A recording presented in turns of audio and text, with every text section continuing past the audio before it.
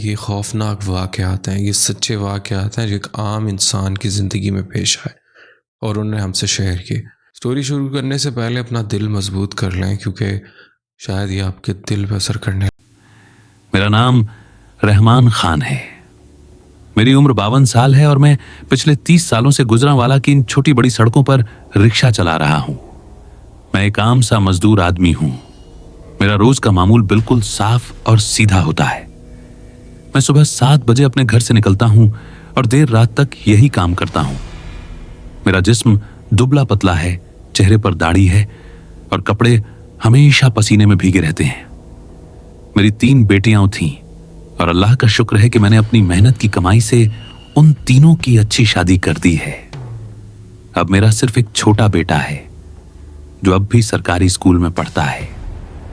मेरे घर का सारा राशन, उसकी पढ़ाई का खर्चा और जिंदगी की बाकी जरूरतें इसी 1998 मॉडल के रवि रिक्शा से पूरी होती हैं। यह रिक्शा मेरे लिए सिर्फ एक गाड़ी नहीं है बल्कि मेरे वजूद का एक जरूरी हिस्सा बन चुका है।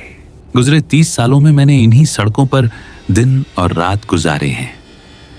मैं गुजरानवाला की एक एक सड़क, एक एक गली, एक एक गड्ढे और हर स्पीड ब्रेकर से बिल्कुल अच्छी तरह वाकिफ हूं।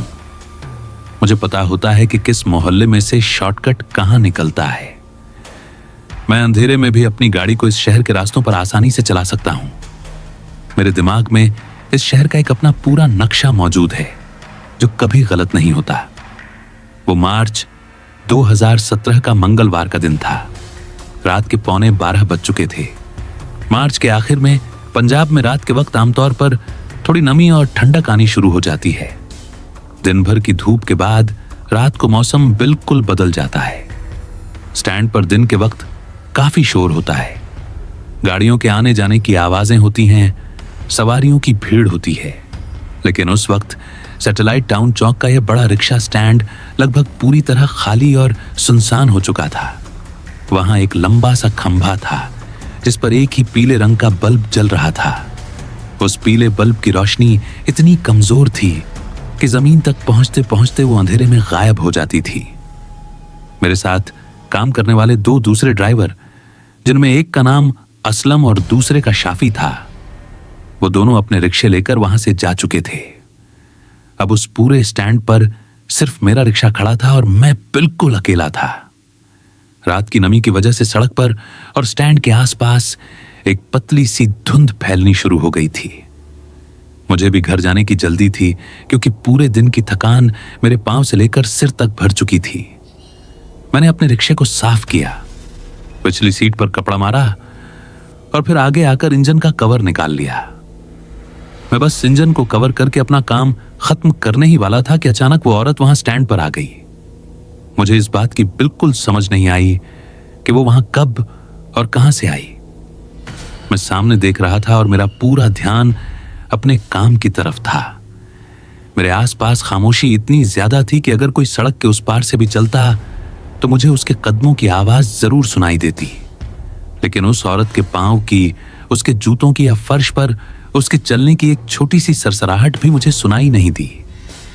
जब मैंने अपना सिर ऊपर उठाया तो वो बल्ब की रोशनी के किनारे पर ठीक जहां साया शुरू होता था वहां खड़ी थी। उसने एक बेहद सादा सा गहरे हरे यानी डार्क ग्रीन रंग का सलवार कमीज पहना हुआ था। उसने अपने सिर पर एक बिल्कुल सफेद रंग का दुपट्टा लिया हुआ था। वो दुपट्टा उसने आगे की तरफ काफी ज्यादा खींचा हुआ था, जिसकी वजह से उसके चेहरे का ज्यादा हिस्सा अंधेरे और साए में छुपा हुआ था। रोशनी कम थी और उसके कपड़े बिल्कुल सादे थे। मैंने आमतौर पर देखा है कि महिलाएं जब अकेले सफर करती हैं तो उनके पास कोई छोटा बैग या कोई मोबाइल फोन जरूर होता है, लेकिन उसके पास कोई बैग, कोई पर्स या हाथ में कोई चीज नहीं थी। वो बिल्कुल खाली हाथ थी और उसके हाथ उसके दुपट्टे के नीचे थे। मैंने थोड़ा सा आगे बढ़कर अपनी ड्राइवर वाली आदत के मुताबिक उससे सवाल किया, कहां जाना है बाजी? मेरी आवाज वहां की खामोशी को तोड़ती हुई उस तक पहुंची। उस औरत ने अपनी जगह से हिले बगैर बिल्कुल धीमी लेकिन बेहद ठहरी हुई और साफ आवाज में मुझे जवाब दिया, उसने सिर्फ 2 शब्द कहे थे, कब्रिस्तान, पीपल्स कॉलोनी। मैं पीपल्स कॉलोनी वाले उस पुराने गुजरान वाला म्यूनिसिपल ग्रेवयार्ड को बहुत अच्छी तरह जानता हूं। वो एक काफी बड़ा और पुराना कब्रिस्तान है जिसके चारों तरफ बड़ी बड़ी और ऊंची दीवारें बनी हुई हैं। उसका मुख्य दरवाजा लोहे का बना हुआ है जो आमतौर पर शाम के बाद बंद कर दिया जाता है।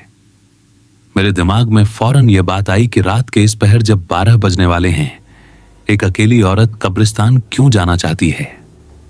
आम हालात में लोग ऐसी बात पर जरूर सवाल करते हैं, लेकिन 30 साल तक सड़कों पर गाड़ी चलाने ने मुझे एक ही सबक सिखाया है।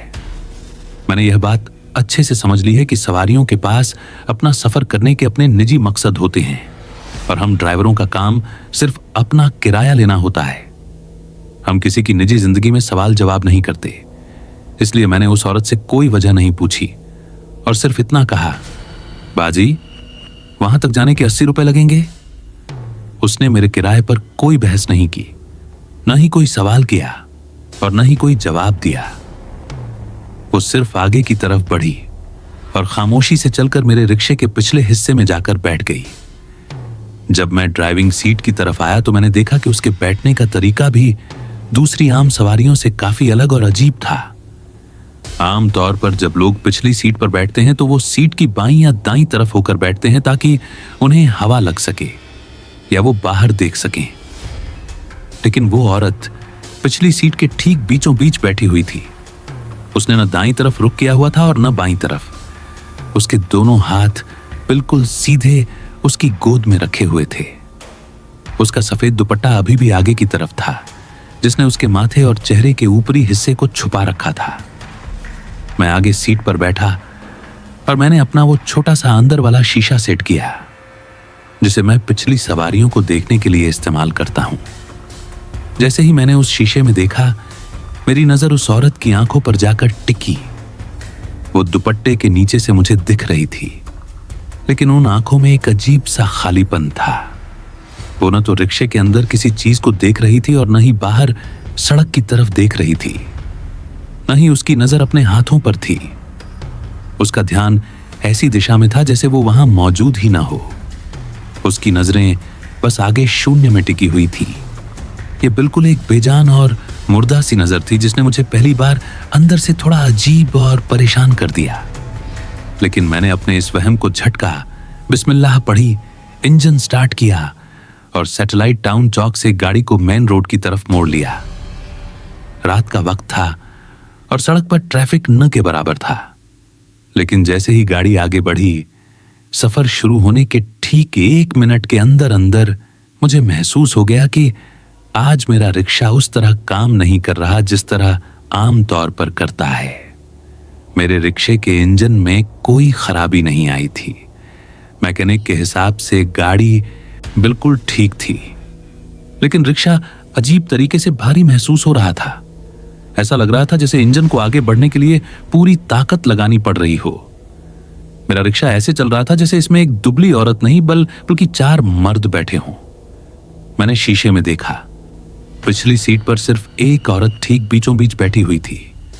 मैं बिल्कुल चुप रहा और अपना सफर जारी रखा। रात के इस पहर जीटी रोड पर ट्रैफिक न के बराबर था। जब मेरा रिक्शा वापड़ा टाउन वाले मोड़ के बिल्कुल पास से गुजरा तो मैंने सोचा कि खामोशी को थोड़ा कम किया जाए। एक ड्राइवर होने के नाते मेरी आदत थी कि सफर के दौरान सवारी से थोड़ी बात कर ली जाए ताकि रास्ता आसानी से कट जाए। मैंने थोड़ी हिम्मत जमा की और आगे देखते हुए थोड़ी ऊंची आवाज में सवाल किया, बाजी, कब्रिस्तान में इस वक्त कोई काम था? मैंने यह सवाल बिल्कुल आम अंदाज में पूछा था, लेकिन पिछली सीट से पूरी खामोशी रही। यह ऐसी खामोशी नहीं थी जो गुस्से या नाराजगी की वजह से पैदा होती है, न ही यह ऐसी खामोशी थी जैसे कोई बात करने से हिचकिचा रहा हो। यह ऐसी खामोशी थी जैसे उस औरत को इस बात का एहसास ही ना हुआ हो कि किसी ने कोई आवाज निकाली है। मैंने ठीक 2 मिनट इंतजार किया और फिर अपना रुख थोड़ा सा पीछे की तरफ मोड़कर दोबारा पूछा, बाजी? वहां सिर्फ इंजन की ओर रिक्शे के पहिए की आवाज थी और कुछ नहीं था। मैंने समझ लिया कि वो बात नहीं करना चाहती, इसलिए मैंने अपनी नजरें वापस सड़क पर जमा ली और पूरे सफर में उससे कोई और बात करने की कोशिश नहीं की। मेरा पूरा ध्यान सिर्फ आगे वाली सुनसान सड़क पर था। गुजरानवाला में मार्च की रातें आमतौर पर थोड़ी नमी वाली और हल्की गर्म होती हैं। बाहर का मौसम ठीक था और मेरा रिक्शा दोनों तरफ से पूरी तरह खुला हुआ था, जिसमें हवा आसानी से गुजर सकती थी। ऐसे खुले रिक्शे में अंदर का मौसम हमेशा वैसा ही रहता है जैसा बाहर होता है, लेकिन जैसे जैसे हम आगे बढ़ रहे थे, रिक्शे के अंदर का मौसम अजीब तरीके से बदलना शुरू हो गया। अंदर की हवा अचानक ठंडी होती जा रही थी और यह ठंडक बाहर की हवा की वजह से बिल्कुल नहीं थी।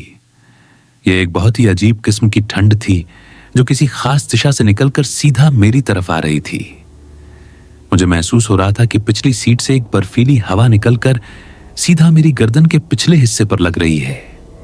ऐसा लग रहा था जैसे कोई ठीक मेरी गर्दन के पीछे बैठकर आहिस्ता आहिस्ता अपनी ठंडी सांस बाहर निकाल रहा हो। यह एहसास इतना ठंडा था कि मेरे जिस्म के अंदर एक हल्की सी कंपी शुरू हो गई। मैंने 30 साल रिक्शा चलाया है, लेकिन मैंने कभी ऐसी बर्फीली हवा महसूस नहीं की थी जो इंसान को अंदर से सुन्न कर दे। मैंने खुद को समझाया कि शायद यह रात की हवा का झोंका होगा, लेकिन मेरा दिमाग यह बात मानने के लिए तैयार नहीं था, क्योंकि हवा लगातार मेरी गर्दन पर एक सिलसिलेवार दबाव की तरह ठहरी हुई थी। हम चलते गए और पीपल्स कॉलोनी वाले मोड़ के बिल्कुल करीब पहुंच गए। मेरे रिक्शे में सामने सिर्फ एक ही हेडलाइट लगी हुई थी। अचानक बिना किसी बिजली की वजह के वो सामने वाली रोशनी खुद मध्यम होनी शुरू हो गई। पहले उसकी रोशनी थोड़ी कम हुई और फिर ठीक आधी रह गई। सामने की सड़क जो पहले ठीक तरह से साफ नजर आ रही थी, अब अंधेरे में डूबती हुई महसूस हो रही थी। मुझे सामने के पत्थर और सड़क के किनारे बिल्कुल धुंधले दिखने लग गए। पुराने रिक्शे में लाइट के मसले आम होते हैं, इसलिए मैंने अपना पुराना तरीका इस्तेमाल किया। मैंने बायां हाथ आगे किया और हेडलाइट के प्लास्टिक वाले हिस्से पर अपनी मुट्ठी से 2-3 बार जोर से मारा। आमतौर पर चोट लगने से तार ठीक हो जाती है और रोशनी वापस आ जाती है, लेकिन इस बार मेरे मारने से भी कुछ ठीक नहीं हुआ और रोशनी आधी ही रही। पूरे सफर के दौरान वो लाइट आधी रोशनी पर ही चलती रही। ऐसा लग रहा था जैसे रिक्शे के अंदर बैठी हुई चीज रोशनी को अपनी तरफ खींच रही हो। मैंने मोड़ काटा और पीपल्स कॉलोनी रोड पर आ गया। जैसे ही मैं सड़क पर आया, मुझे फौरन एक अजीब बेचैनी हुई, क्योंकि सड़क मुझे ठीक नहीं लग रही थी। सड़क की मिट्टी और टूटे फूटे निशान बिल्कुल वहीं थे, लेकिन सड़क किसी अजीब तरीके से लंबी हो गई थी। मैंने इस सड़क पर हजारों बार सफर किया था और मुझे पता था कि मेन रोड से कब्रिस्तान के गेट तक सिर्फ 4 मिनट लगते हैं। यह एक सीधा छोटा सा रास्ता था जिस पर कोई खास रुकावट नहीं आती थी, लेकिन आज रात 4 मिनट गुजरने के बाद भी कब्रिस्तान का दरवाजा दूर दूर तक नजर नहीं आ रहा था। 8 मिनट, 10 मिनट और फिर 12 मिनट गुजर गए, लेकिन सफर खत्म होने का नाम नहीं ले रहा था। ऐसा लग रहा था जैसे यह सड़क खुद को लगातार लंबा करती जा रही हो। मैं सड़क की दोनों तरफ देखता था। मुझे वही पुरानी दीवारें और दरख्त दिखते थे। थोड़ी देर बाद वही दरख्त और दीवारें फिर से सामने आ जाते थे, जैसे मैं एक ही चक्कर में घूम रहा हूं और रास्ता बार बार खुद को दोहरा रहा हो। मेरा दिमाग सुन्न हो रहा था, क्योंकि यह सड़क अब बिल्कुल अजनबी लग रही थी। जब परेशानी हद से ज्यादा बढ़ गई तो मैंने शीशे की तरफ देखा। मैंने आंखों को सड़क से हटाकर छोटे दर्पण में देखा और मेरी सांस गले में फंस गई। वो औरत सीट पर उसी जगह पर थी, लेकिन वो अब मेरे बहुत करीब आ चुकी थी। उसने आगे की तरफ झुकने की कोशिश नहीं की थी और उसके बैठने का अंदाज बिल्कुल वैसा ही था, लेकिन ड्राइविंग सीट और पिछली सीट के बीच जो फासला था वो खुद ब खुद कम हो गया था। ऐसा लग रहा था जैसे पिछला हिस्सा आगे की तरफ खिसक आया हो और बीच का फासला घट गया हो। उसका सफेद दुपट्टा आगे था, लेकिन उसकी वो खाली आंखें अब इधर उधर बिल्कुल नहीं देख रही थी। उसकी नजरें बिल्कुल ठीक और सीधी मेरी गर्दन के उस पिछले हिस्से पर जमी हुई थीं जहां ठंड थी। वो मुझे घूर रही थी, लेकिन उसके चेहरे पर कोई हरकत नहीं थी जो आम इंसानों में होती है। यह देखकर मेरी हिम्मत जवाब दे गई और मैंने एकदम से अपना रुख वापस सड़क पर कर लिया। मैंने शीशे की तरफ दोबारा नहीं देखा और अपने होठों में बिस्मिल्लाह पढ़नी शुरू कर दी। अभी मैं बिस्मिल्लाह पढ़ ही रहा था कि रिक्शे के पिछले हिस्से से मुझे एक आवाज़ सुनाई दी। ये आवाज़ ठीक उस औरत की सीट के नीचे से आ रही थी और इस आवाज़ को वहाँ नहीं होना चाहिए था। ये आवाज़ सांस लेने की थी, लेकिन किसी एक इंसान के सांस लेने की नहीं थी। वहाँ से एक वक्त में बहुत सारे लोगों के सांस लेने की आवाज़ आ रही थी। ये सांसें बहुत आहिस्ता, खामोश और एक ख़ास तरतीब में थीं, जैसे एक छोटी सी जगह में लोग भरे हों। ये उस औरत की सांस नहीं थी, बल्कि उसके अलावा और आवाज़ें थीं जो साफ महसूस हो रही थीं। मेरे दिमाग ने बेइख्तियार उन आवाज़ों को गिनना शुरू कर दिया जो उस सीट के नीचे से निकल रही थीं। 1, 2, 3 और फिर 4 अलग अलग सांस लेने की आवाज़ें जो एक ऐसी सीट से आ रही थीं जहां सिर्फ एक औरत थी। मेरा दिल इतने जोर से धड़क रहा था कि मुझे अपनी छाती में दर्द महसूस होने लगा। मैंने इन डरावनी आवाज़ों को दबाने के लिए अपने रिक्शे की रफ्तार बहुत ज़्यादा बढ़ा दी। मैंने सोचा कि इंजन का शोर सांसों की आवाज़ को दबा देगा और फिर बाकी सफ़र में मैंने रफ्तार कम नहीं की। आखिरकार सामने सड़क पर कब्रिस्तान का दरवाज़ा नज़र आ गया जिसका मैं इंतज़ार कर रहा था। ये गुजरान वाला म्यूनिसिपल ग्रेवयार्ड का वही पुराना हरे रंग का लोहे का गेट था जो बड़ी दीवार में लगा था। ये बड़ा गेट हमेशा की तरह भारी जंजीर और लोहे के ताले से पूरी तरह बंद था। शाम 6 बजे के बाद इस गेट को ताला लगा दिया जाता है और अंदर जाना मना होता है। मैंने अपना रिक्शा ठीक उस दरवाजे के सामने खड़ा किया और थोड़ी घबराई हुई आवाज में उससे कहा, बाजी, गेट बंद है, कब्रिस्तान बंद हो गया है रात को। मैं रुक गया और उसकी आवाज या जवाब का इंतजार करने लगा कि अब वो क्या कहेगी। पिछली सीट से चंद सेकंड के लिए बिल्कुल सुनसान और खौफनाक खामोशी छाई रही। कोई जवाब नहीं आया। फिर उस औरत ने इस पूरे सफर के दौरान दूसरी और आखिरी बार बात की। उसकी आवाज बिल्कुल वैसी ही ठहरी हुई और धीमी थी जैसे उसने स्टैंड पर मुझसे बात करते हुए निकाली थी। उसने सिर्फ 2 शब्द कहे थे, अंदर जाना है। मुझे इस बात पर काफी गुस्सा भी आया और परेशानी भी हुई, इसलिए मैं पूरी तरह पीछे घूमा। सफर शुरू होने के बाद यह पहली बार था जब मैं अपनी सीट पर पूरी तरह पीछे घूमा था। मैं उसे यह समझाना चाहता था कि कब्रिस्तान का गेट पूरी तरह लॉक्ड है और मैं इसमें कोई मदद नहीं कर सकता। जब मैंने पीछे मुड़कर उस औरत की तरफ देखा तो वो ठीक वैसे ही बैठी थी जैसे पहले बैठी थी। वो सीट के बीचों बीच थी। उसके दोनों हाथ उसकी गोद में थे और दुपट्टा आगे की तरफ झुका हुआ था।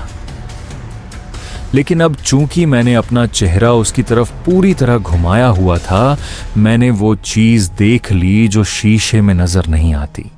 मैंने उस औरत के पांव देख लिए जो उसके सलवार के नीचे से साफ नजर आ रहे थे। उसके दोनों पांव गलत दिशा में मुड़े हुए थे।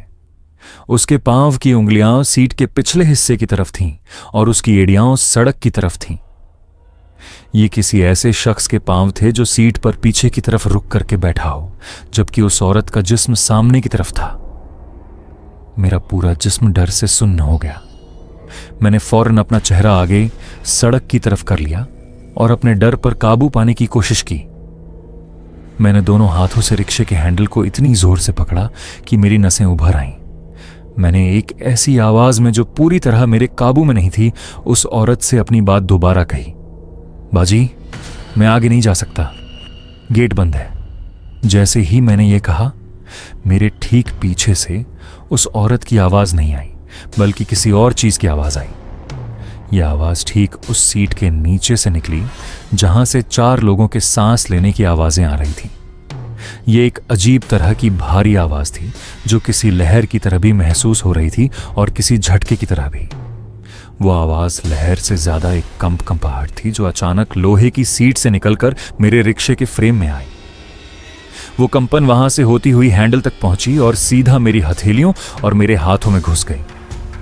वो खौफनाक झंझनाहट और वो एहसास पूरे 3 दिन तक मेरी दोनों हथेलियों में ऐसे ही बसा रहा। मैंने पसीने में भीगते हुए आखिरी बार अपने रिक्शे के उस छोटे शीशे में पिछली सीट की तरफ देखा। पिछली सीट पूरी तरह खाली थी और वो औरत वहां से पूरी तरह कहीं गायब हो चुकी थी। रिक्शे के पीछे वो कब्रिस्तान का बड़ा गेट अभी तक ताले और जंजीर के साथ वैसे ही पूरी तरह बंद था। मेरी आधी रोशनी में कच्ची मिट्टी पर ताजे कदमों के निशान साफ थे। वो कदम उल्टे थे, उनकी उंगलियां गेट की तरफ थीं। कोई अब भी बंद दरवाजे से गुजरकर ठीक उन्हीं कब्रों की तरफ गया था। उस लोहे के बंद दरवाजे के सामने रिक्शा रोकने के बाद अगले पूरे 4 मिनट तक मेरे जिस्म में इतनी हिम्मत नहीं थी कि मैं 1 इंच भी आगे या पीछे हरकत कर सकूं। मैं ठीक उसी जगह ड्राइविंग सीट पर जमा हुआ था। मेरे दोनों हाथ अभी तक रिक्शे के हैंडल पर पूरी ताकत से कसे हुए थे। इंजन अभी भी चालू था और उसकी धड़-धड़ की आवाज रात की उस भयानक खामोशी में बहुत ज्यादा महसूस हो रही थी। मेरे हाथों में अभी तक वो अजीब सा कंपन और कंपकंपाहट थी जो ठीक उस वक्त शुरू हुई थी जब पिछली सीट के नीचे से वो आवाज निकलकर आगे आई थी। मैं अपनी जगह से बिल्कुल नहीं हिला। मैंने पीछे मुड़कर देखने की कोशिश नहीं की, लेकिन मेरी आंखें सामने दरवाजे की सलाखों के बीच से कब्रिस्तान के अंदर देख रही थी। मेरी आधी और मध्यम चलती हुई हेडलाइट की रोशनी कब्रिस्तान की कच्ची और नरम मिट्टी पर पड़ रही थी। वहां मिट्टी पर कदमों के ताजा निशान थे। ये बिल्कुल स्पष्ट थे, लेकिन ये कदम उल्टे थे। उन कदमों की उंगलियां बाहर वाले गेट की तरफ थीं और एड़ियां अंदर कब्रों की तरफ। मैंने अपनी आंखों से देखा कि वो उल्टे कदमों के निशान कब्रिस्तान के अंदर तकरीबन 30 फुट तक गए और फिर अचानक मिट्टी पर से गायब हो गए। वहां न तो किसी फिसलने का निशान था, न किसी के गिरने का और न ही आगे चलने का। वो निशान ऐसे खत्म हुए थे जैसे इन कदमों का मालिक 30 फुट चलने के बाद अचानक हवा में उड़ गया हो या फिर सीधा ठहरी हुई जमीन के अंदर उतर गया हो। वहां आगे बिल्कुल साफ मिट्टी थी। इस खौफनाक मंजर ने मेरे दिमाग को पूरी तरह से सुन्न कर दिया था। मैंने अपने रिक्शे से नीचे उतरने का जोखिम बिल्कुल नहीं लिया। मैंने एक बार भी अपनी गर्दन मोड़कर पिछली सीट की तरफ नहीं देखा और न ही उस जगह को हाथ लगाया जहां कुछ देर पहले वो औरत बैठी हुई थी।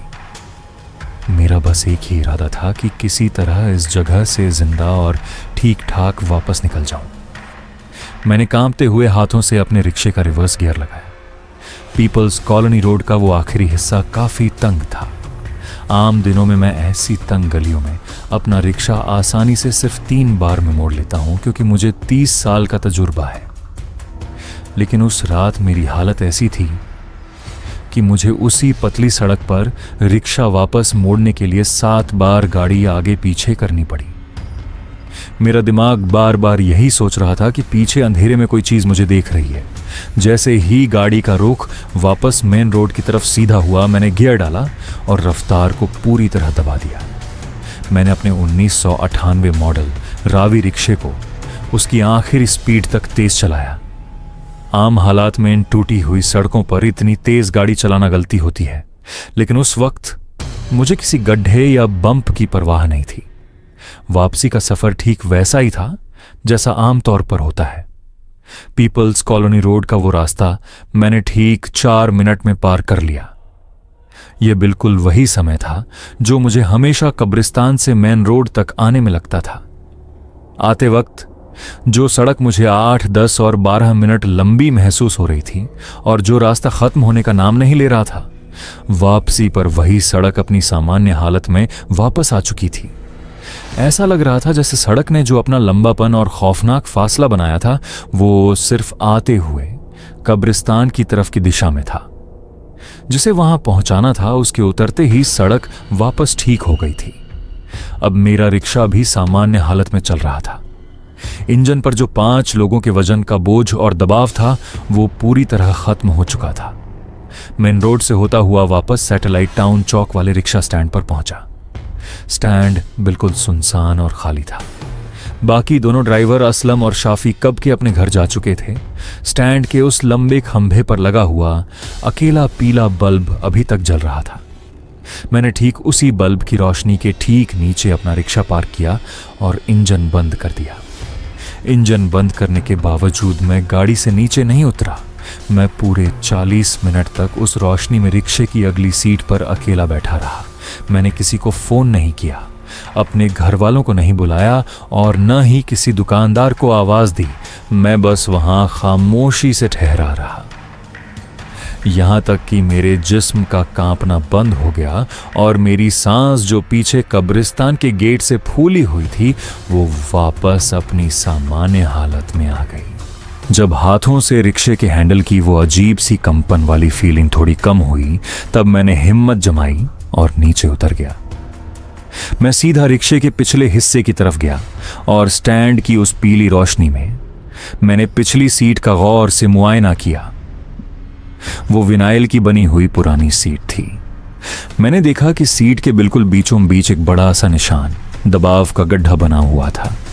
यह बिल्कुल वैसा ही दबा हुआ निशान था जैसा किसी इंसान के बैठने से बनता है, और यह ठीक उसी जगह था जहां वो औरत पूरे रास्ते बैठी रही थी।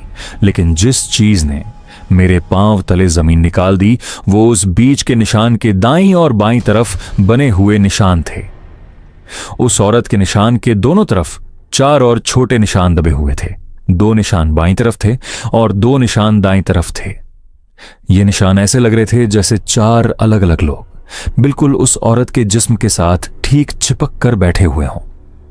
एक औरत, लेकिन सीट पर 5 लोगों के बैठने के निशान बिल्कुल स्पष्ट थे।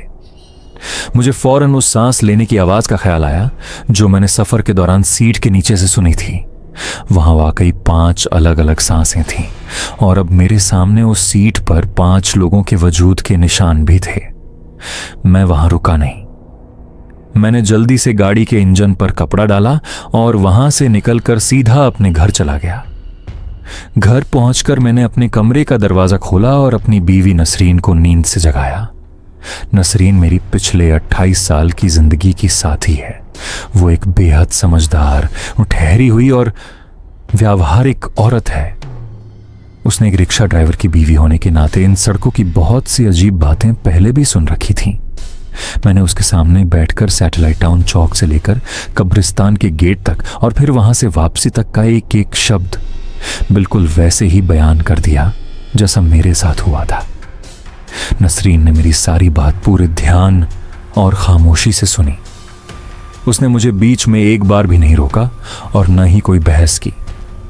जब मैं चुप हुआ तो उसने सिर्फ इतना कहा, रहमान, सुबह होते ही सबसे पहले मौलवी साहब के पास जाना, किसी और से इस बारे में कोई बात मत करना। उसके बाद नसरीन खुद भी दोबारा बिस्तर पर नहीं लेटी। उसने चूल्हा जलाया, चाय बनाई और 2 कप लेकर मेरे पास आकर बैठ गई।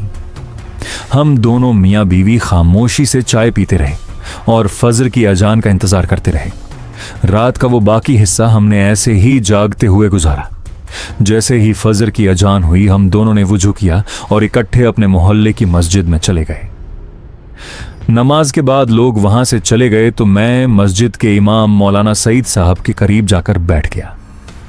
वो एक बहुत पढ़े लिखे और सुलझे हुए इंसान हैं। मैंने उन्हें पूरे वाक़े की तफसील बताई, सड़क के लंबे होने का, ठंडक का, 5 सांसों का और उल्टे कदमों का। मौलाना साहब ने मेरी सारी बात ठहराव से सुनी और फिर मुझसे सिर्फ एक सवाल पूछा, रहमान, वो कब्रिस्तान में जो कदमों के निशान थे वो किस तरफ जा रहे थे? मैंने उन्हें बताया कि कदमों का रुख कब्रिस्तान के अंदर नई कब्रों की तरफ था। मौलाना साहब ने हल्का सा सिर हिलाया और एक ठंडी सांस भरकर बोले, वो घर जा रही थी रहमान, वो सिर्फ अपने घर जा रही थी। तुमने उसे ठीक उसके ठिकाने तक पहुंचाया है। ये उस रात तुम्हारा काम था, इसमें डरने वाली कोई बात नहीं। मौलाना साहब ने मुझे हिदायत दी कि मैं अपने रिक्शे की पिछली सीट पर सूरह अल फातिहा और आयतुल कुर्सी पढ़कर फूंक दूं और जो भी वो औरत थी उसकी रूह के सुकून के लिए अपनी हैसियत के मुताबिक कुछ सदका निकाल दूं। मैंने उसी दिन यही काम किया। मैंने सीट पर आयतें पढ़कर दम किया और सदका दे दिया। जब उसी दिन शाम को मैंने अपने रिक्शे की पिछली सीट दोबारा चेक की तो वहां से वो 5 निशान पूरी तरह गायब हो चुके थे। सीट का विनाइल कवर बिल्कुल ठीक और सामान्य हो चुका था, जैसे वहां 5 लोग कभी जमा ही नहीं हुए थे। सीट से आने वाली वो खास ठंडक भी अब खत्म हो चुकी थी और गाड़ी चलाते वक्त वजन भी ठीक लग रहा था। अगले हफ्ते मेरा दिमाग मुझे लगातार बेचैन कर रहा था, इसलिए मैंने पीपल्स कॉलोनी के उस इलाके में पता लगाना शुरू कर दिया। मैं वहां आसपास की दुकानों और घरों में लोगों से मिलता और उन्हें उस औरत का हुलिया बताता। मैं पूछता कि क्या गहरे हरे कपड़ों और सफेद दुपट्टे वाली किसी औरत को उन्होंने रात को उधर जाते देखा है। आखिरकार कब्रिस्तान के गेट के बिल्कुल करीब वाले एक पुराने घर की एक बूढ़ी औरत ने मेरी बात सुनकर मुझे रोका। उस बूढ़ी औरत ने मुझे बताया, भाई वहां कब्रिस्तान में अंदर एक बिल्कुल नई कब्र है, ठीक 3 महीने पुरानी। पीपल्स कॉलोनी की ही एक औरत थी, एक भीषण हादसे में गुजर गई थी और उसका घर बस यहीं करीब ही था। कब्रिस्तान में शायद वो उस रात पहली बार अकेले आई होगी। शायद बेचारी को अपना रास्ता ठीक से पता नहीं था। यह सुनकर मेरे जिस्म के रोंगटे खड़े हो गए। वो बिल्कुल सही कह रही थी। हादसे में मरने वाली रूह शायद भूल गई थी कि उसकी मंजिल कहां है और उसे अपने घर यानी कब्र तक जाने के लिए किसी आम सवारी की जरूरत थी। मैं आज भी सैटेलाइट टाउन चौक के उसी स्टैंड से अपना रिक्शा चलाता हूं। मैं आज भी रात 12 बजे तक गुजरानवाला की इन्हीं सड़कों पर होता हूं। लेकिन मार्च 2017 के उस वाक़े के बाद मैंने अपनी जिंदगी के 2 ऐसे पक्के उसूल बना लिए हैं जो मैंने पिछले 30 साल में कभी नहीं बनाए थे। पहला उसूल यह है कि चाहे सवारी मुझे कितने भी ज्यादा पैसे क्यों ना दे, मैं रात 9 बजे के बाद म्यूनिसिपल ग्रेवयार्ड की तरफ की कोई फेरी नहीं उठाता। और दूसरा उसूल यह है कि अगर चलाते हुए किसी भी वक्त मेरी गाड़ी अचानक भारी महसूस होने लगे या पिछली सीट पर सामान्य हालात से ज्यादा वजन लगने लगे तो मैं गाड़ी को सबसे करीबी रोशनी वाली जगह पर रोक देता हूं। मैं वहां उतरकर आयतुल कुर्सी पढ़ता हूं, पिछली सीट देखता हूं और तब तक वापस ड्राइव नहीं करता जब तक मुझे यकीन ना हो जाए कि मेरे पीछे बैठने वाली चीज आखिर है क्या। स्टैंड पर मेरे साथ काम करने वाले दूसरे ड्राइवर भी इस कहानी को इतनी बार सुन चुके हैं कि अब उन्होंने भी यही उसूल अपना लिए हैं। वो सब यही कहते हैं, रहमान भाई की वजह से हम ठीक हैं। और जब मैं ये बात सुनता हूं तो मैं बस हल्का सा सिर हिलाता हूं और एक ही बात कहता हूं, भाइयों कब्रिस्तान का रास्ता सबको पता होना चाहिए, जिंदा को भी। और मैं अपना यह जुमला कभी मुकम्मल नहीं करता। मैं ठीक जानता हूं और स्टैंड का हर ड्राइवर भी अच्छी तरह जानता है कि और के बाद कौन सा शब्द आता है।